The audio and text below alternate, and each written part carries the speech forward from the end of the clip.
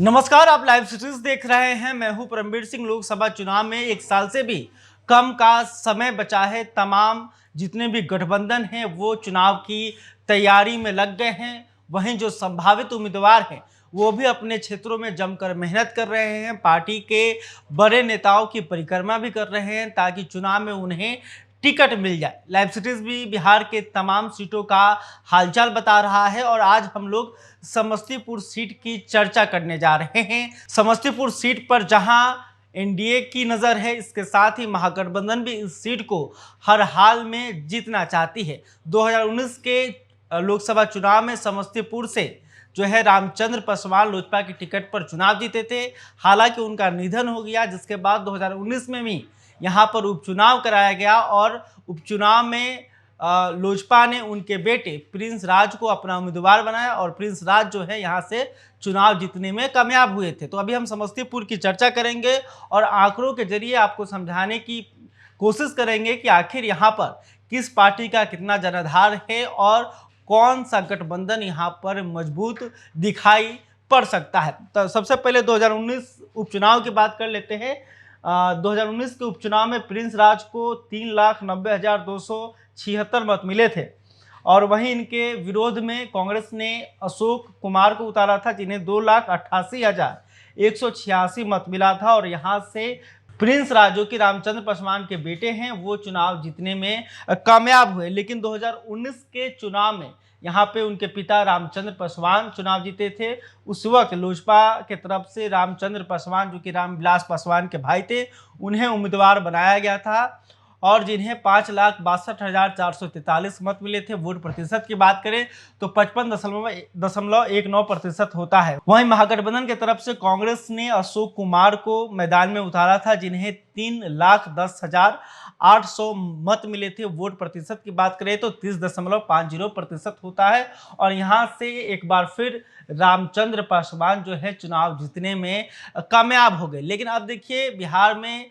पूरी तरह से समीकरण बदल चुका है। नीतीश कुमार की पार्टी जदयू जो कि 2019 के लोकसभा चुनाव में एनडीए के साथ थी, अब एनडीए से अलग हो गई है। यानी कि नीतीश कुमार लालू प्रसाद यादव और कांग्रेस के साथ आ चुके हैं और पहली बार ऐसा होने जा रहा है कि जब लालू यादव, नीतीश कुमार और कांग्रेस मिलकर एनडीए से टकराएंगे। तो इसे समझने के लिए आपको 2014 के परिणाम को देखना पड़ेगा, क्योंकि 2014 के चुनाव में नीतीश कुमार की पार्टी जदयू जो है अकेले होकर चुनाव लड़ रही थी, तो वहीं दूसरी तरफ राजद और कांग्रेस का गठबंधन था। तो 2014 के चुनाव में समस्तीपुर सीट पर क्या हुआ था, इसे अगर आप समझेंगे तो आप ये भी पता लगा पाएंगे कि जदयू का यहाँ पर कितना जनाधार है, तो वहीं आरजेडी कांग्रेस का कितना जनाधार है और एनडीए यानी कि लोजपा और बीजेपी उपेंद्र कुशवाहा के गठबंधन का कितना जनाधार है, इसे आप समझ सकते हैं। तो 2014 के परिणाम को दिखाते हैं। 2014 के लोकसभा चुनाव में यहाँ से लोजपा के ही उम्मीदवार रामचंद्र पासवान थे, जिन्हें 2,73,654 मत मिला था। वोट प्रतिशत की बात करें तो 31.33% इन्हें मत मिला था और ये करीब 10,000 मतों से यहाँ चुनाव जीते थे। वहीं दूसरे नंबर पर कांग्रेस के अशोक कुमार थे, जिन्हें 2,63,529 मत मिले थे। वोट प्रतिशत की बात करें तो 30.53% होता है। वहीं तीसरे नंबर पर जदयू के महेश्वर हजारी थे, जिन्हें 2,01,24 मत मिले थे। वोट प्रतिशत की बात कर ले तो 23.18% होता है। तो देखिए, यहाँ पर 2014 के चुनाव में कुछ ही मार्जिन से जो है एनडीए के उम्मीदवार रामचंद्र पासवान चुनाव जीते थे। लेकिन अब देखिए, जो समीकरण है पूरी तरह से बदल गया है। कांग्रेस, आरजेडी, जदयू एक साथ आ गई है। इसके वजह से अगर जदयू का जो वोट बैंक आपको दिख रहा है कि 2 लाख से अधिक वोट आया था और अशोक कुमार जो कि कांग्रेस के उम्मीदवार थे, उन्हें भी 2,63,000 के आसपास वोट आया था। अगर ये एक साथ आ जाए तो समस्तीपुर लोकसभा से एनडीए को जीतना जो है कहीं ना कहीं मुश्किल हो सकती है। तो इसलिए देखना होगा कि 2024 के चुनाव में क्या नीतीश कुमार का जो वोट बैंक है, जो कांग्रेस का वोट बैंक है और जो आरजेडी का वोट बैंक है, वो एक साथ रहता है। अगर नहीं बिखरता है तो कहीं ना कहीं एनडीए के लिए ये मुश्किल होगा और एनडीए भी जानती है कि किस तरह से प्लानिंग करना है, तो एनडीए भी प्लानिंग में लग गई है। अब देखिए, समस्तीपुर लोकसभा के विधानसभा का हाल भी जान लेते हैं कि समस्तीपुर लोकसभा में कुल जो है अभी 6 विधानसभा सीटें हैं और विधानसभा को देखा जाए तो इसमें से दरभंगा की 2 सीटें आती हैं, बाकी समस्तीपुर की सीट है। तो दरभंगा के कुशेश्वर स्थान से अमन भूषण हजारी ये जदयू के विधायक हैं। हायाघाट से रामचंद्र प्रसाद ये बीजेपी के विधायक हैं। कल्याणपुर से महेश्वर हजारी ये जदयू के विधायक हैं। वारिसनगर से अशोक कुमार ये जदयू के विधायक हैं। समस्तीपुर से अख्तरुल ईमान शाहीन ये आरजेडी के विधायक हैं। रोसौरा से वीरेंद्र कुमार ये बीजेपी के विधायक हैं। तो यहाँ पर देखा जाए तो महागठबंधन का पलड़ा जो है थोड़ा भारी दिख रहा है। महागठबंधन के यहाँ पर 4 विधायक हैं, वहीं बीजेपी के 2 विधायक हैं। तो समस्तीपुर जो सीट है वो आरक्षित सीट है और यहाँ पर कौन चुनाव लड़ेगा किस पार्टी से यह अभी तय नहीं हुआ है, क्योंकि लोकसभा चुनाव को लेकर किसी भी गठबंधन में सीट शेयरिंग का फैसला नहीं हुआ है। एनडीए में भी सीटों का बंटवारा नहीं हुआ है और महागठबंधन में भी सीटों का बंटवारा नहीं हुआ है। तो देखना होगा कि यह सीट जो समस्तीपुर सीट है वो एनडीए में किस पार्टी के खाते में जाती है, क्योंकि जिस तरह से बिहार एनडीए की बात करें तो उसमें चिराग पासवान भी हैं, पशुपति कुमार पारस भी हैं और उपेंद्र कुशवाहा भी है।